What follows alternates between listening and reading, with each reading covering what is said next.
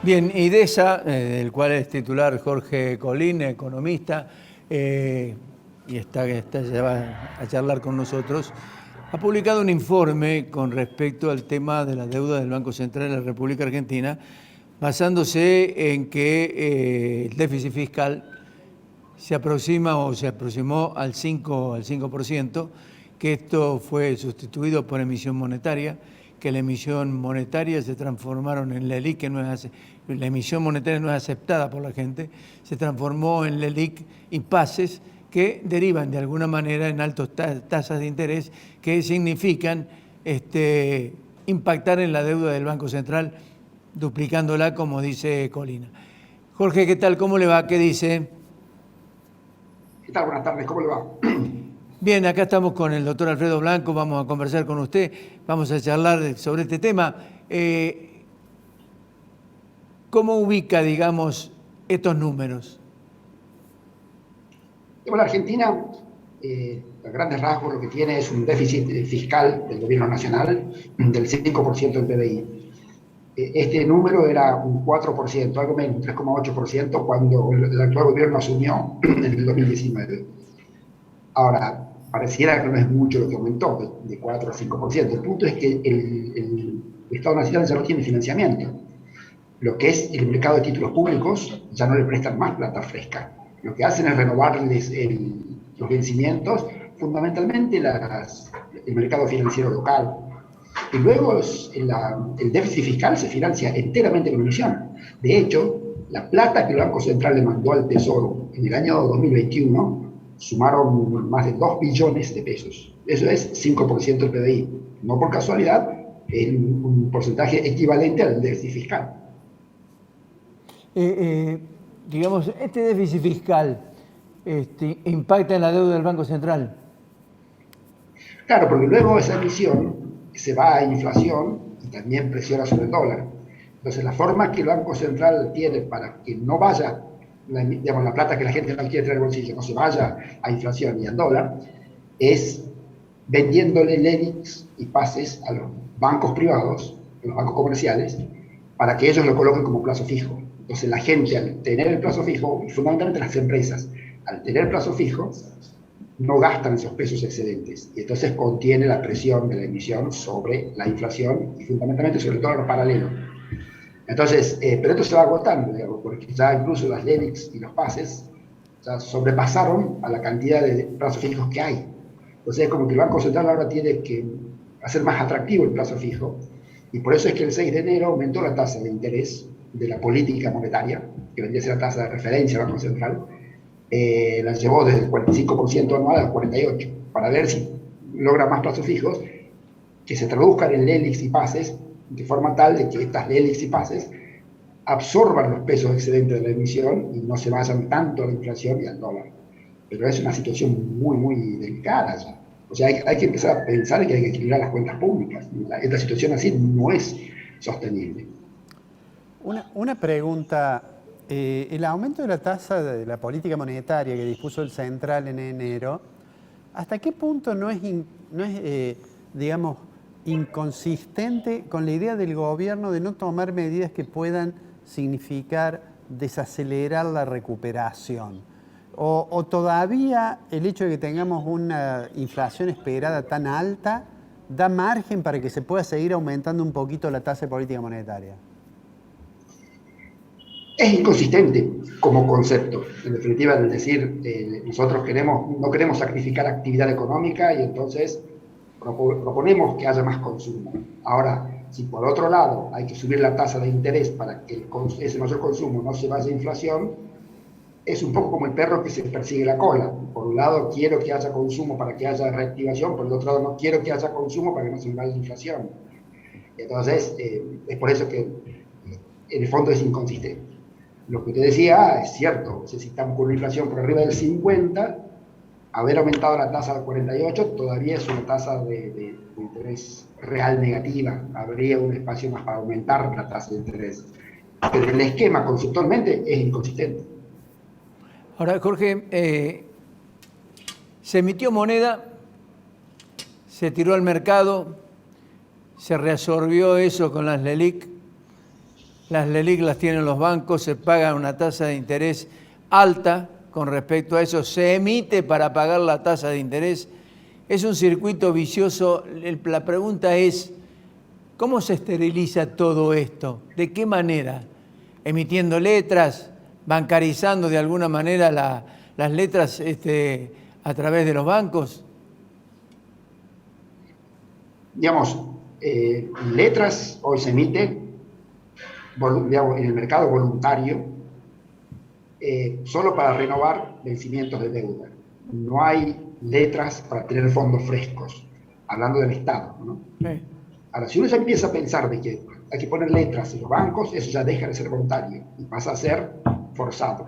Eso es un camino muy, muy peligroso que la Argentina ya lo transitó en las crisis bancarias que nosotros los viejos nos acordamos, ¿no? La del 89, la del 2001, entonces no es lo mejor. De todas formas, así todo, ya está bancarizada esa la deuda a través de la ley sin pases. Ciertamente que es voluntario todavía, porque el banco no está obligado a comprar leyes y pases. Pero no le queda otra alternativa, porque no hay, digamos, alternativas en el mercado financiero que no sea prestarle al Banco Central. Entonces, lo que hay que hacer es plantearse de raíz la cuestión, hay que bajar el déficit fiscal, porque esta situación no es sostenible. Pero no tiene que bajar el ministro de Economía, tiene que bajar todo el Estado, o sea, comenzando por el Congreso. El Congreso no tiene una sola iniciativa de ordenamiento del gasto público. Todo es más gasto, más gasto, más gasto, más gasto. Y cuando uno le dice, che, hay que empezar a ordenar esto, primero que dice, no, ajuste no. Bueno, el ajuste no, vamos por el camino de la nueva crisis inflacionaria severa. Porque la realidad nos va a llevar a esto.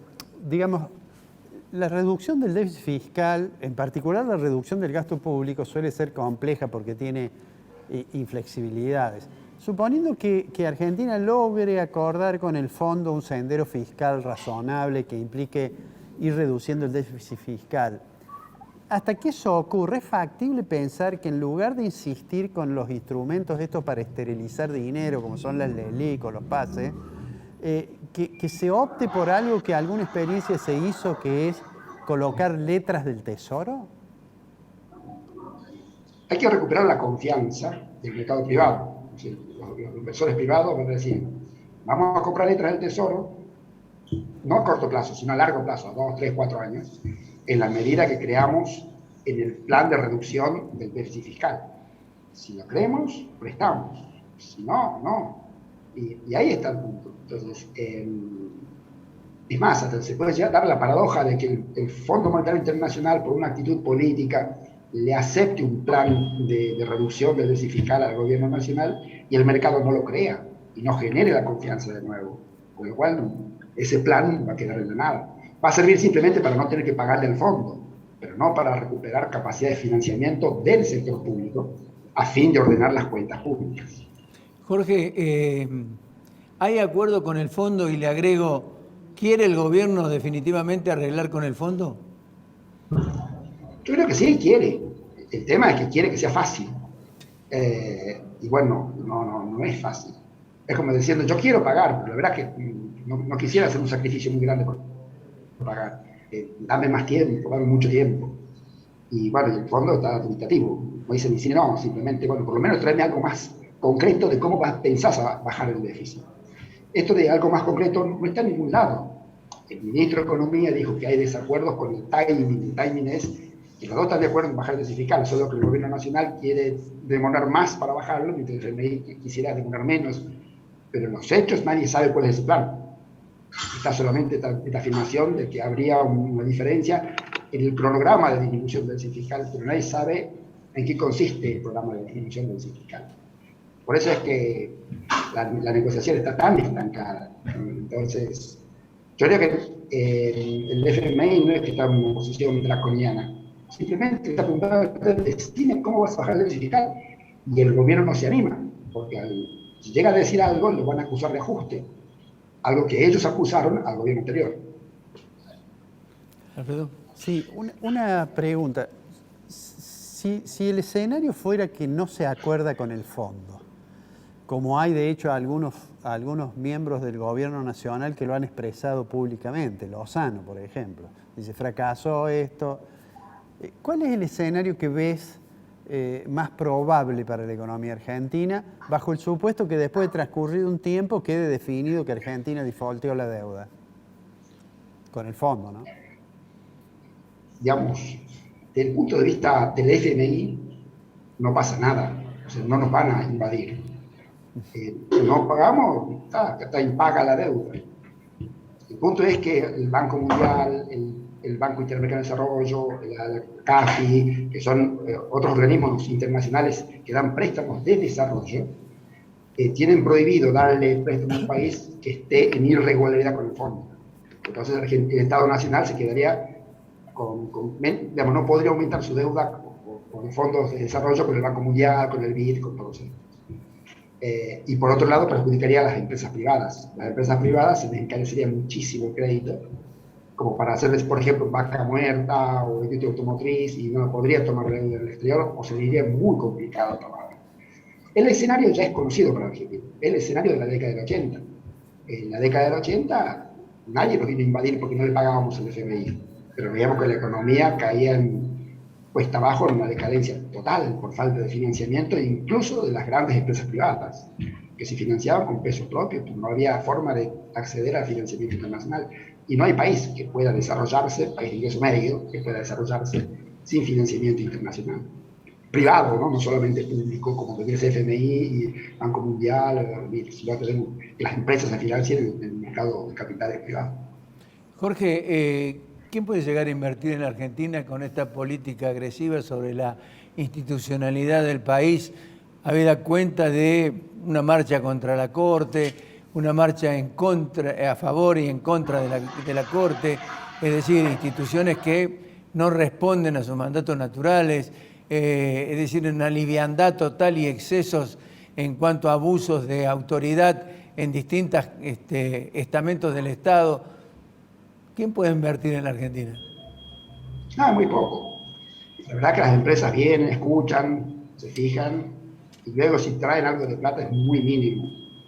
Lo que le dicen las multinacionales a las empresas locales es: financien la inversión con la plata que ustedes mismas puedan generar. Pero es medio loco mandar plata de afuera a un país en donde luego no se puede sacar la plata. No es que quieran sacar la plata para fugarse, sino que ya que yo mando plata, por lo menos me tengo que llevar la rentabilidad. No se puede, por el tema del cepo. Y obviamente ahí entra luego después lo que usted señalaba respecto de la estabilidad jurídica y de la seguridad jurídica. Aun cuando no hay arbitrariedades muy grandes con alguien, como para decir, bueno, esto ya se convirtió en Venezuela, no. La gente tiene miedo. O sea, si los propios miembros del gobierno se ponen en contra de la Corte y llaman a una manifestación popular contra la Corte, puede que no ponga objetivamente en riesgo a la Corte. Pero la verdad es que el clima no ayuda a pensar de que ahí funciona la justicia. Entonces prefiero no arriesgar. Y máximo cuando en definitiva en Argentina se dice: yo puedo poner un local en Montevideo y otro en Santiago y hacer negocio en Argentina. No necesariamente tengo que jugarme por ir a Argentina. Eso es una cosa que los políticos argentinos se dan cuenta. O sea, no es que el inversor está desesperado por venir a Argentina, como si lo está, por ejemplo, por ir a China. ¿Por qué? Porque China es un mercado enorme. Usted pone cualquier cosa y todo funciona. Jorge, le agradecemos mucho esta gentileza. Ha sido muy amable con nosotros. No, creo que se cortó, justo. Muchísimas gracias, Jorge. Gracias por la deferencia.